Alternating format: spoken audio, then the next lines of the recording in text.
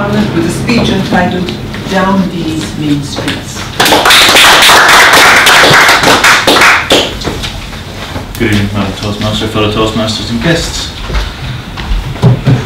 I'll tell you a good story. From the moment I was handed my first Famous Five novel, I was hooked.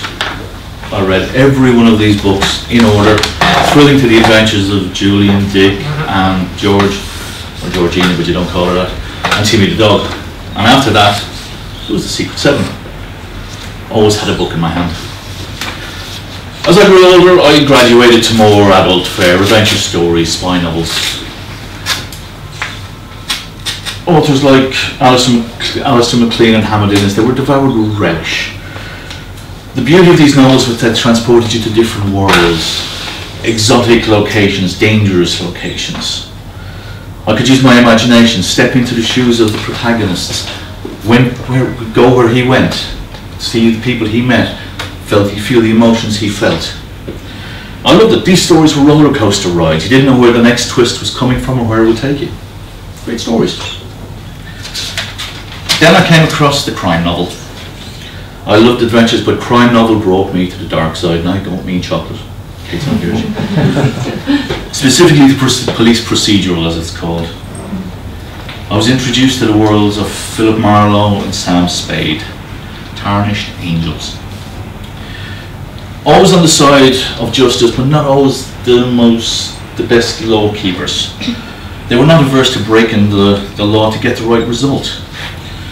You could say that their moral code was slightly skewed, maybe even broken, but they saw that a piece of proper justice was delivered. At the end of the Maltese Falcon, Sam Spade sends Brigadier O'Shaughnessy, who he has fallen for during the book, to prison because she killed his partner.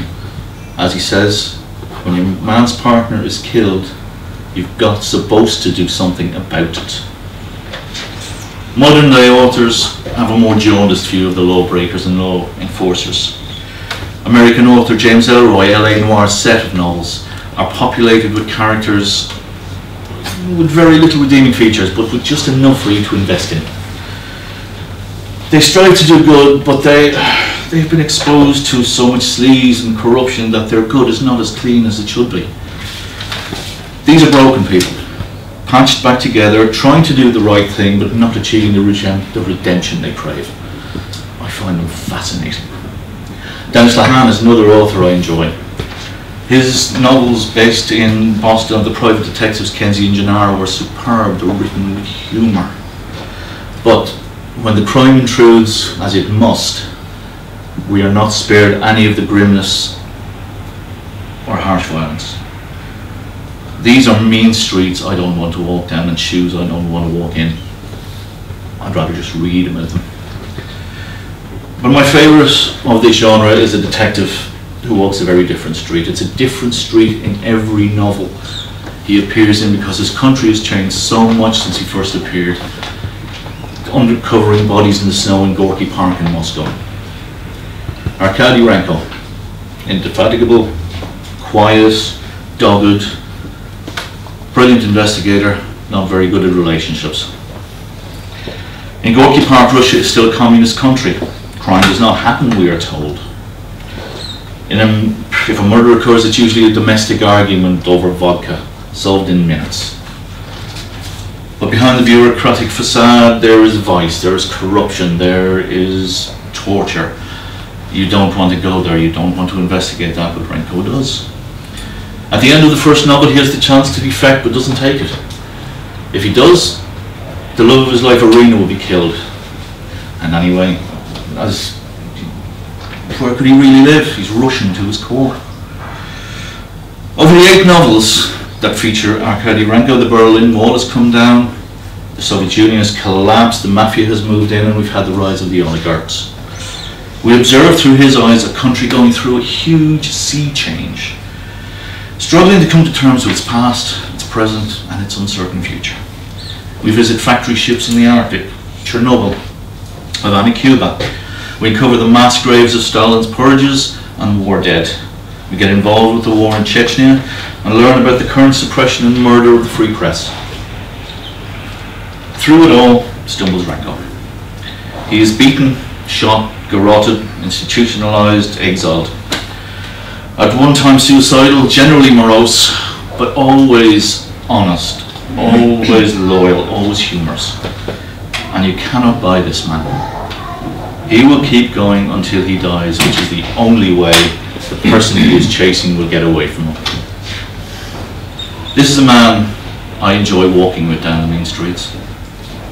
Why? Well, maybe I feel safe with him. Or maybe I just like his story.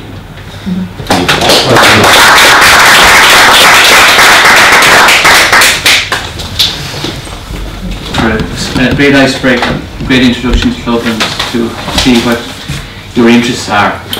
You chose you've made a well-constructed speech. You chose to tell us about your interests in your hobbies, your passion for reading, which was very, very interesting, and it grabbed our attention.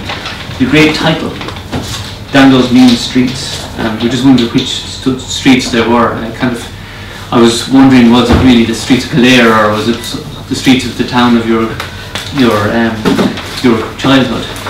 But then we learned very quickly in your speech what those streets were, and the speech itself, had a chronological tone to it. We learned first of all about the books that you read as a childhood, the famous 5 or 6, 7, before you graduated on to the more adult themes, the crime novels, darker. You introduced some humour, brought us to the dark side, and with regard to not the chocolate variety. So it was good to get a laugh, which is always great to do as part of a speech, to be able to introduce humour. It's a good skill.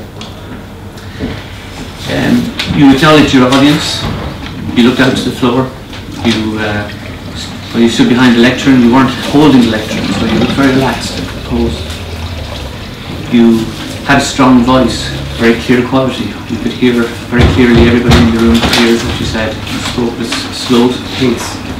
And that is, again, you gave everybody the chance to listen to what you had to say and to take it in. You were very confident. You spoke with minimal notes.